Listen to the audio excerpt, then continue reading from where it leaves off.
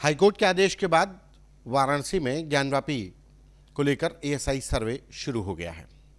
हमारे साथ बात करने के लिए अपना दल के अमरावती से पार्टी के महासचिव पंकज निरंजन जी हैं। हाईकोर्ट के निर्देश के बाद एएसआई का सर्वे अब तो शुरू हो गया है। क्या तमाम लोगों ने कहा कि आपकी पार्टी के ही जो सहयोगी दल है समाजवादी पार्टी, उसके स्वामी प्रसाद मौर्य तो कह रहे हैं कि ये बौद्धों का है, तो आप भी इससे इत्तेफाक रखते हैं कि आपका अलग है कुछ? देखिए, वो ज्ञानव्यापी बौद्धों का है कि मुसलमानों का है कि किसका है, सिर्फ उसकी बात नहीं। लेकिन अगर हम बात ऐतिहासिक तथ्यों की करें तो इस देश, न सिर्फ इस देश में बल्कि समूची एशिया में पहली प्रतिमा भगवान बुद्ध की बनाई गई। मंदिर की अवधारणा भगवान बुद्ध को मानने वालों की अवधारणा मानी जाती है। तो इसमें कोई आश्चर्य नहीं कि उस जमीन के बहुत सारे हिस्सों में कहीं पर अगर साफ नियत से खुदाई हो, सर्वेक्षण हो, तो बौद्ध मठ और बौद्ध स्तूप और भगवान बुद्ध ही वहाँ से प्राप्त हों। इसमें कोई बहुत आश्चर्य की बात नहीं है। तो क्या आपको लगता है कि ज्ञानवापी के सर्वे में नीचे से क्या बौद्ध धर्म का निकल आएगा? मुझे ये नहीं लगता, लेकिन मुझे ये ज़रूर लगता है कि जो सर्वे एजेंसियां हैं वो इस विकल्प को खोलकर वहाँ सर्वे करें कि ये हिंदू मुस्लिम से अतिरिक्त भी एक धर्म है, उसको मानने वाले एक और भगवान हैं जिनके प्रमाण हैं, वो भी हो सकते हैं। इस विकल्प को खुला रखना चाहिए। ऐसा क्यों लगता है आपको? क्या ऐतिहासिक कोई ऐसी चीज़ लगती है? क्योंकि कहा जाता कि हिंदू धर्म तो चिर प्राचीन काल है। नहीं, मैं इस बात से सहमत नहीं हूँ। अभी जो मौजूदा प्रचलित हिंदू धर्म है वो आदि गुरु शंकराचार्य से शुरू हुआ है। तो अगर इतिहास का सर्वे करना है तो हिंदू मुस्लिम से, और जो पार्टियां हिंदू मुस्लिम इतिहास की बात करती हैं वो भारत से बेईमानी कर रही हैं। अगर आपको सामाजिक परस्पर लड़ाई, विद्वेष और इन सब का इतिहास खोजना है तो इस्लाम के भारत में आने से पहले वो कौन लोग थे जो यहाँ एक दूसरे को गाजर मूली की तरह काट रहे थे, वहाँ से शुरुआत करनी चाहिए। सच्चाई तो ये है कि इस देश में शैवों ने रामानंदियों का, रामानंदियों ने वैष्णवों का, वैष्णवों ने और शैवों ने और रामानंदियों ने चारवाकों का आपस में इतना खून बहाया है जिसकी कोई तुलना नहीं की जा सकती। और आज भी देखिए, हिंदुइज्म के नाम पर रामानंदियों ने कब्जा कर लिया है, वैष्णव संप्रदाय का कहीं पता नहीं है, शैव संप्रदाय के लोगों को ठग लिया गया है। तो पूरी तरह से तो कब्जा रामानंदियों ने कर लिया, तो इन्होंने तो हिंदुओं को भी बेवकूफ़ बना दिया। तो खैर ये हमारा मुद्दा नहीं। हमारा मुद्दा ये है कि भगवान बुद्ध इस देश का यथार्थ है। बुद्ध के अतिरिक्त भारत की कोई उपलब्धि नहीं है। दुनिया में अगर भारत अपनी किसी एक उपलब्धि की वजह से जाना जाता है तो वो ये कि इस देश ने, इस ज़मीन ने गौतम बुद्ध जैसे महामना को पैदा किया, जिसने मनुष्यता से देवत्व तक का सफ़र पूरा किया।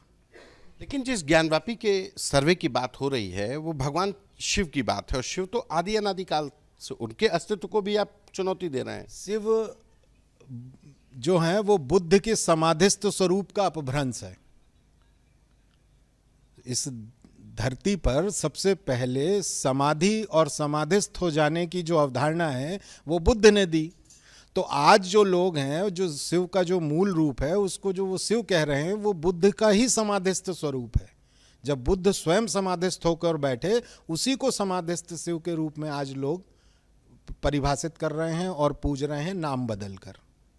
आपके सहयोगी दल के नेता हैं स्वामी प्रसाद मौर्य, वो तो कह रहे हैं कि बद्रीनाथ, केदारनाथ, रामेश्वरम ये सब बौद्ध जो स्तूप थे वो थे, और बौद्धों के द्वारा जो वहाँ पे मठ थे उनको गिरा करके मंदिर बनाए गए हैं। देखिए, स्वामी प्रसाद जी अनुभवी नेता हैं, और पर मेरा ये कहना है कि हम सहयोगी समाजवादी पार्टी हैं, उस के हैं।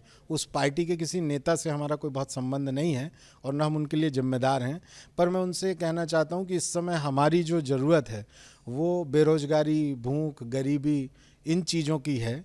तो इस मुद्दों पर वो अपना अगर कोई बहुत तथ्यात्मक पक्ष रखेंगे तो ज़्यादा समाज का हित होगा।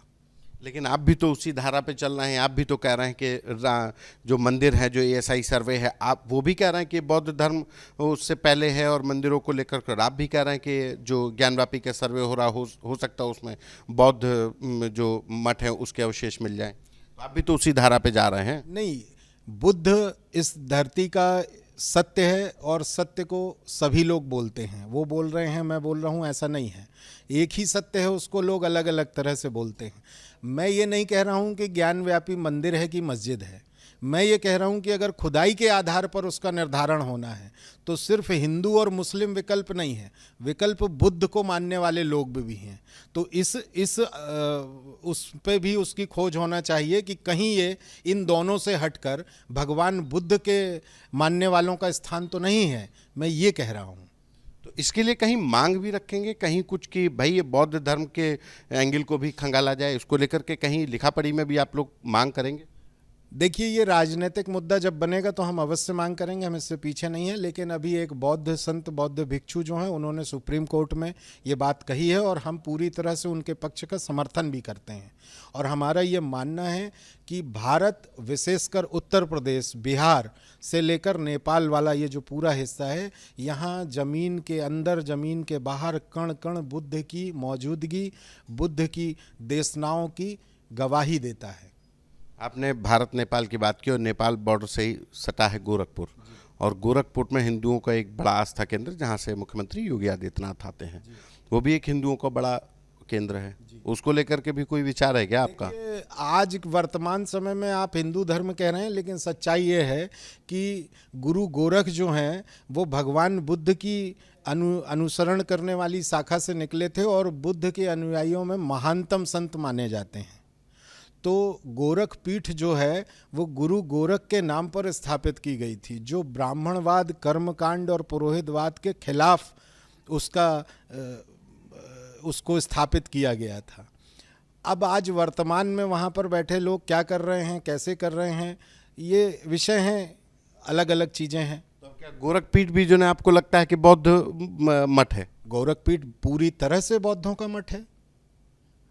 कोई और बता दे कि भगवान बुद्ध के बाद या उनसे पहले किसने ब्राह्मणवाद का विरोध किया, किसने भारत में कर्मकांड का और ये धार्मिक लूट खसोट, धोखाधड़ी, इनका किसने विरोध किया? तो गोरखपीठ तो इसी बात के लिए गर्व से खड़ी है कि उसने उस पूरे उत्तर भारत को इस तरह के ब्राह्मणवाद से मुक्त कराया। लेकिन उसी गोरखपीठ के तो तमाम संत राम मंदिर आंदोलन से जुड़े रहे, उन्होंने तो कभी बात नहीं की। मैंने कहा ना आपसे कि वास्तव में छल हो गया वैष्णवों के साथ, छल हो गया शैव संप्रदाय के साथ कि इन पर रामानंदियों ने कब्जा कर लिया। ये सब अलग अलग हैं। कोई कह दे, इतिहास मौजूद है इस बात का कि रामानंदियों ने शैवों का, शैवों ने वैष्णवों का, वैष्णवों ने रामानंदियों का कितना खून बहाया है। तब तो यहाँ कोई मुसलमान नहीं था, दुनिया में इस्लाम नहीं था, दुनिया में ईसाइयत नहीं थी। तब की बातें हैं। तब कौन लोग थे, तो कौन ये आपस में काट पीट रहे थे? क्या आदिगुरु शंकराचार्य के नेतृत्व में बौद्धों के नरसंहार की साक्ष्य नहीं है इस देश में? इस देश में ये नहीं है कि आदिगुरु शंकराचार्य के नेतृत्व में किस तरह से बौद्धों को, बौद्ध भिक्षुओं को बिल्कुल गाजर मूली की तरह काट काट कर फेंका गया। तो ये लड़ाई, हिंदू मुस्लिम की बात करना, हिंदू मुस्लिम पर ले आना, इतिहास को सिर्फ मुस्लिम, इस्लाम, हिंदू यहाँ से जोड़ना, ये भारतीय जनता पार्टी का राजनीतिक उनकी एक रणनीतिक चाल है। वो समाज को, ना वो हिंदुओं के हितैषी हैं ना मुसलमानों के तो हैं ही नहीं, तो वो हिंदुओं के भी हितैषी नहीं है। हिंदू धर्म को जितना नुकसान भारतीय जनता पार्टी और नरेंद्र मोदी ने पहुंचाया है उतना किसी ने नहीं पहुंचाया। आप हिंदू अपने आप को कहते हैं, आप बताइए मलमास में कुछ होता है हिंदुओं में? आप हिंदू हैं, आप बताइए हिंदुओं की मान्यताओं को कि सिर्फ एक प्रधानमंत्री की सुविधा के अनुसार हिंदू रीति रिवाजों को तोड़ा मरोड़ा गया। कैसा हिंदू है जो इस बात पर विचलित नहीं हो रहा है? चतुर्मास में कुछ नहीं होता है, लेकिन प्रधानमंत्री की सुविधा से सारे नियम ताक पर रख दिए जाएंगे। ऐसा कैसा हिंदुओं का राम मंदिर की उसका राम मंदिर के निर्माण में, राम मंदिर के इतना बड़ा जो आयोजन हो रहा है, इतना बड़ा प्रतिष्ठान अधिष्ठान बनाया जा रहा है, उसमें किसी शंकराचार्य की कोई भूमिका नहीं? बिना मोहम्मद पैगंबर के इस्लाम की कल्पना नहीं है, तो बिना शंकराचार्य के हिंदुइज्म की क्या कल्पना है? भारत में ये जो मौजूदा हिंदू धर्म है, ये तो आदि गुरु शंकराचार्य का दिया हुआ है। तो आदि गुरु शंकराचार्य को, 4 मठों को, 4 पीठों को, 4 शंकराचार्यों को जो ना माने, वो कैसे हिंदू हो जाए? वो साबित करे वो कैसे हिंदू है। क्या शंकराचार्य से भी ऊपर के लोग हैं क्या ये? तो सबसे ज्यादा इन्होंने अपने राजनीतिक लाभ के लिए हिंदुओं को बरगलाया है, हिंदू धर्म का नुकसान किया है।